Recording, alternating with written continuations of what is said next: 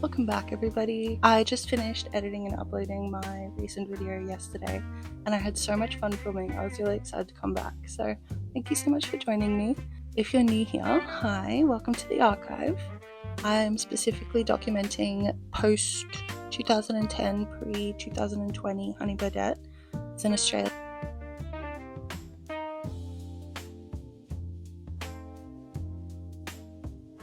If you're not from Australia or England and you don't know what I'm talking about, that's totally fine. I hope you'll enjoy it anyway, because we will be talking a lot about Honey Birdette as a concept and lingerie as a concept. It's going to be really fun. If you're curious, I do have an intro video that goes over the brand, my love for it, my personal connection to it and things like that. I'm so glad that you're here. If you'd like to comment telling me your favorite Honey Birdette set, I would love to hear it. As always, I need you to go and find a drink that you love, and then we can sit down and start talking about pretty things. But you need to go get yourself a drink. Do you have a drink? Okay, so I'm very excited because Miss V is one of the ones that I think is a little bit unusual, which is what's so excellent about it, but at the same time it's just one of my favorites, one of my absolute favorites. Put a photo here. First we'll go through the pieces that I've got, and then we can go through the photos and how people wore it and all that fun stuff. So I'll be showing you the black Miss V bra and harness, the white Miss V bra and harness, and the black suspender. I do own the Miss V black brief. It's just currently in a silk bag waiting to be dated and tagged, so it's not with us today. Something I didn't get to mention in my last video was colorways. Charlotte only came out in the one color, so we didn't get to really talk about it, but something that was really cool about Honey Birdette as time went on was, as we all got more and more addicted to the brand and the sets sold out quicker and quicker, the brand realized that they needed to start giving us a few more options when it came to the ones that we loved. And rather than bringing them back and removing the fun allure of these real limited edition releases, they started to release them in another color and another color and another color. I do think that got a little bit out of hand as time went on, but the time period that I'm talking about, it was so fun because you had these sets that were designed and created in a way that we'd just never seen before, on a level we'd never seen before, and you have the names for them, just everything, and you start to know them almost as not people but people, and then you get it in white, and this thing that you're so obsessed with, suddenly you've got a whole new version of it in a whole new energy with a whole new feeling, a whole new aura. You get to explore that, and it's really fun. And so especially with Miss V, it was so jarring to have a set that was so badass and fun and buckles and pieces and and then at its bones was actually quite a sweet practical set, and then it was re-released in white, which completely changes the feeling of any lingerie. You know, white is a completely different feeling to black and on with red and things like that. And that was something that I particularly loved, is that typically the colors were black, red and white, and so you were really getting those energies of, you know, mysterious dominance, and then that kind of angelic sweetness, and then that real feisty archetype. What was really cool is that through the community of it all, people started to get really creative, and so they were purchasing Miss V or other sets in white and then dyeing them at home and posting to show all of us, like, this is my blue set, this is my green set. And I love that because it provokes you to hold it with regard, but also to make it your own, and something that feels so personal, but then at the same time, because there was such a community around it, we all did own the same things, and so to make it their own, they were making it their own color, and I thought that was really sweet. I don't think dyeing fine lingerie is always the best idea. It can definitely compromise the quality, but I don't think self-expression should always be, I don't know, neat and tidy. If that's something that's important to you, dye it, do it.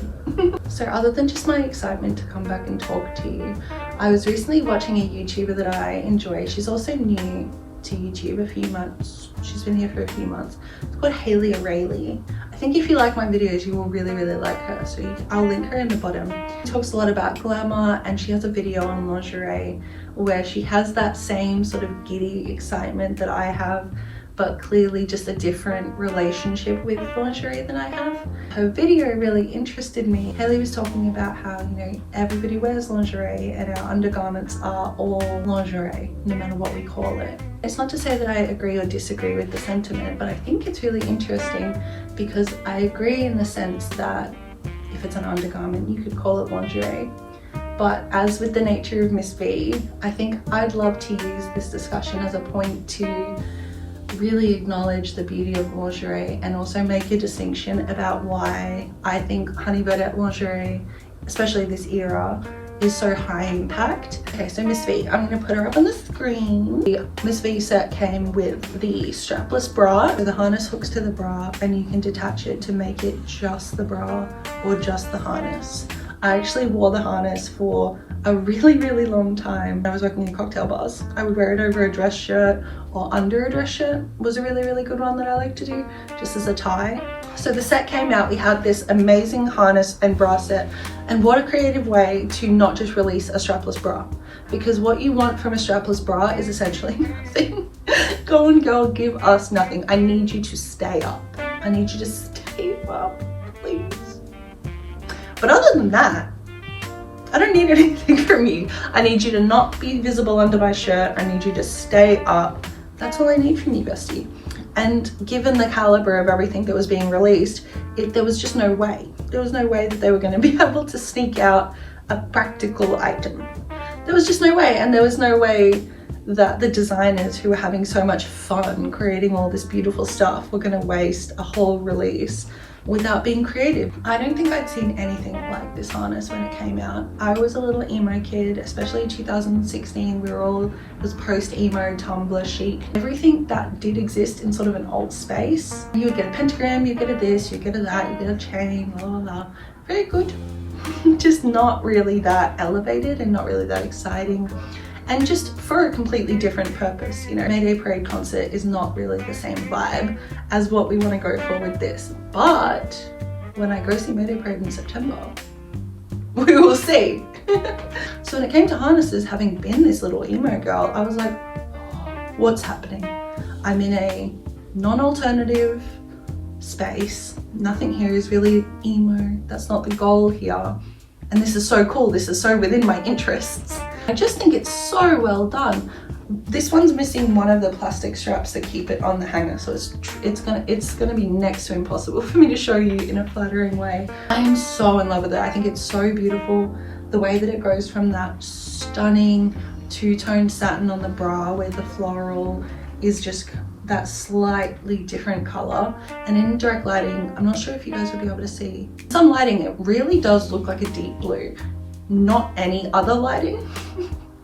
It looks black 99% of the time, but in the right lighting, it's got this real like blue-black richness to it that makes it feel rich, and not expensive rich, but rich as in deep and layered, and it's just so beautiful. We've got the harness, we've got the strapless bra they attach, scan down, and we get to the waistband of the suspender. I love how Honey Birdette does these suspenders specifically, and I think the way that they put that belt in is so unbelievably flattering. They just had a real eye for how thick it should be, where it should sit, and where the suspenders should come out of. I think it is so specific. A couple millimeters up or down is bad. It looks terrible. It's so good, guys. And then as we go down, we get to the strap for the top of the panty. The panty is exactly the same as the bra. You can remove the top of the panty with the belt, and you can make it just your average satin, beautiful pair of panties. And they're so comfortable. They're like almost a boy leg.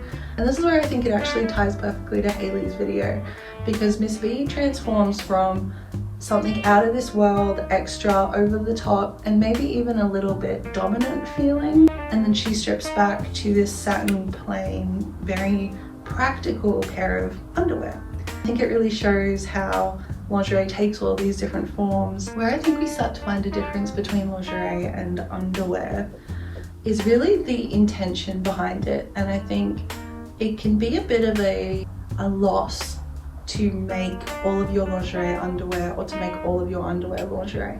If you take the effort to explore lingerie and even bother to call it such, you've already sort of left the realm of function. You've started to inquire as to if there's something more, and it's a really, really fun thing. But I do think that, especially as women, underwear serves a really important function as well, and the things that we wear under our clothes are as important as our clothes in so many ways. And then our lingerie is something else. There was definitely a time in my life when I first found Honey Birdette that I was wearing their stuff 24/7, and it was so amazing and it felt amazing, and it's an amazing thing to make lingerie part of your everyday. But it can be really easy sometimes to slip into, oh, now it's just my underwear. And if you don't maintain that feeling of reverence and that feeling of distinction, I think it can be really hard to allow yourself time to not be in lingerie. And I think the power of lingerie and the beauty of it and the theatre of it and the magic of it demands so much of us, in that it gives so much to you, and you really have to be in a place to receive it in order to show it respect. And not respect like not mishandling it, but to respect the enchantment that you receive and to respect what the lingerie is trying to give you. But I think it's an important distinction, and I think it's noteworthy to say and to talk about what is the difference between this and this. And I'm gesturing down here because that's where my lingerie case is for my just everyday underwear. And that in itself is interesting. If it's just underwear, why do you have a lingerie case for it? Because there's lingerie in there too. And that's where it starts to get really interesting, is that there is this umbrella of women's undergarments. There's a nagging feeling in me that says that there is a difference for a reason, and that when we show up to our lingerie with awareness of what it's for, why it exists, where it came from, and why we wear it, we are able to create a relationship that goes back and forth and that gives and takes and gives and takes. And it doesn't just become, oh well, my boyfriend buys me so much nice lingerie and I wear it all the time. Not that that isn't excellent, that is excellent. I think it can be so valuable to really develop a dynamic where you understand that it's an energetic back and forth, where you will show up to the lingerie some days and be chosen by it, and some days you'll show up and you'll choose it, and some days you'll show up and maybe not feel good enough, or maybe not feel like you can give it what it gives you, and that's okay. I think there's a real dance between masculinity and femininity with lingerie, and it goes back and forth. You become the feminine being, and then it becomes the feminine being, and you become the masculine being, and it becomes the masculine being, and it goes back and forth based on where you're at. And you can create such an in-tuned relationship with your lingerie if you allow that to happen. And it's a beautiful thing to know when to call them undies and know when to call them panties. It's good that they're the same. And it's not so much about the semantics of the language. I think it's the distinction between function and the level of which we treat different objects. I think there's a really important time for function. I think sometimes our underwear needs to be functional and we need to go to it with nothing, and then other times we need to go to it with the world and get the world back. Going back to the Miss V set, I think one of the most amazing things about this set is the suspender. These were nowhere. I had never seen these sort of like, oh my goodness. I wonder if they have a name. I wonder if they have like a specific name.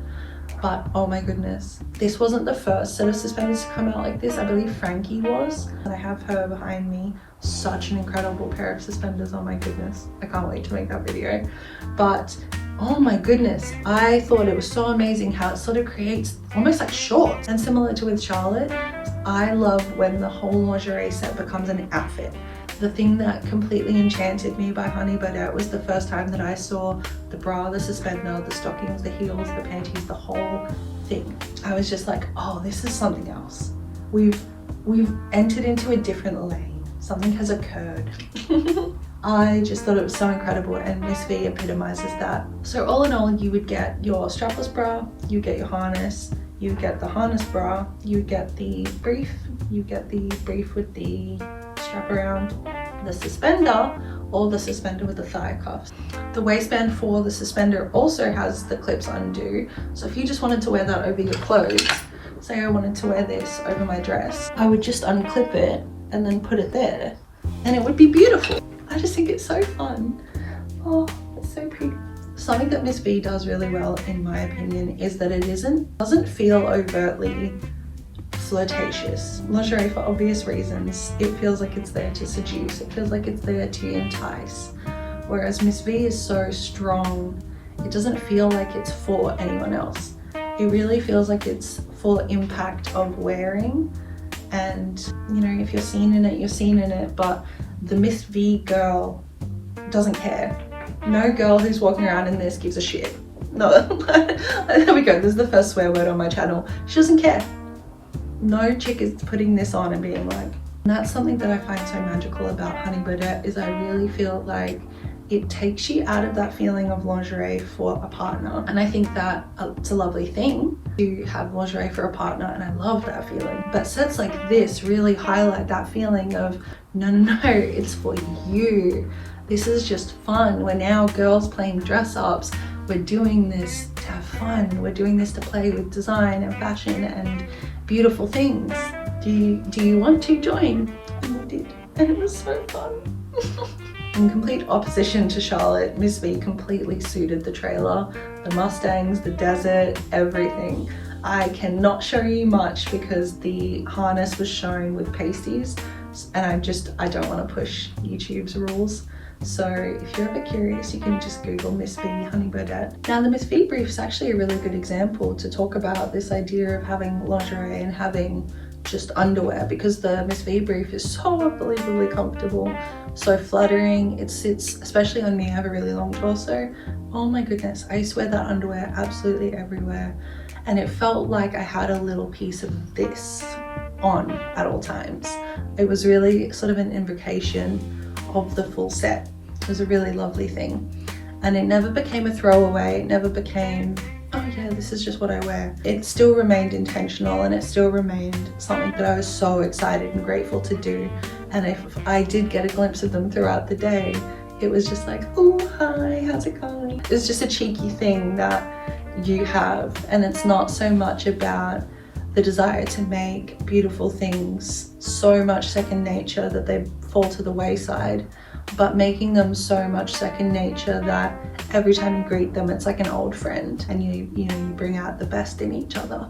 It's not so much about coexisting as it is about highlighting. Maybe that's the best way I can articulate the relationship that I hope for those who own lingerie and who want to develop a relationship with lingerie. I think it's almost sacred to let it speak to you and let it reveal itself to you and let it reveal things to you about yourself that you didn't already know.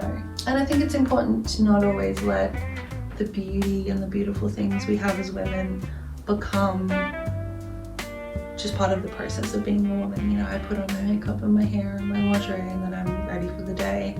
It can start to become functional, and that's when it becomes sort of excessively masculine, and then it stops being able to receive us. And what do I mean by that? How does an inanimate object receive anything?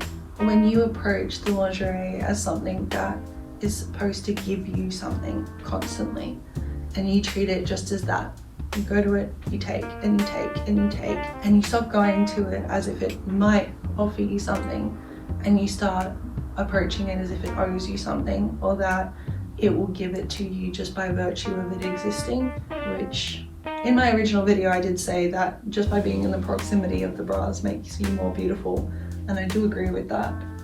But at the same time, if you constantly go to it and go, give me beautiful, give me beautiful, give me beautiful, the lingerie stops being able to surprise you, and it stops being able to seduce you, and it stops being able to give you that magical otherworldly feeling, because you've rooted it firmly in this world. You've made it just another part of your laundry. Let's talk about who is she?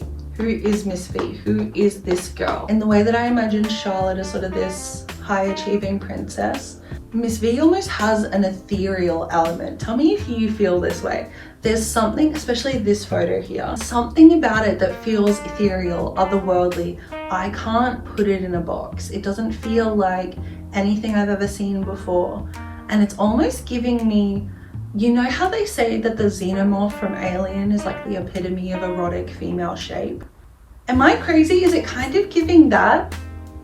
Maybe this will be the first non-human, yeah, let's say that. Maybe this will be the first non-human who is she. I think if the xenomorph from Alien had a set of lingerie, I think it would be this one. It's just so cool and it's so self-possessed. Yeah. No, I'm actually incredibly happy with that one. I accidentally forgot to do the white Miss V bra when I did the Who Is She. This one was really fun because I was scrolling on Pinterest and I actually came across a photo that I think is perfect. And I think a swan works perfectly for this because anybody who's been around swans knows that they are not as nice as they appear to be. If you have a better idea or if you just someone immediately came to your mind, please tell me so we can talk about it. Oh my goodness, it'll be so much fun. I love this segment. I love seeing what comes to mind. I don't really think about it ahead of time. Have fun. Have fun, guys. I'm so glad that you're here. If you have anything you'd like to see or any questions, please leave me a comment and please subscribe and we can do it again next time. I have so much fun making these and showing you everything in the archive. Thank you so much for being here.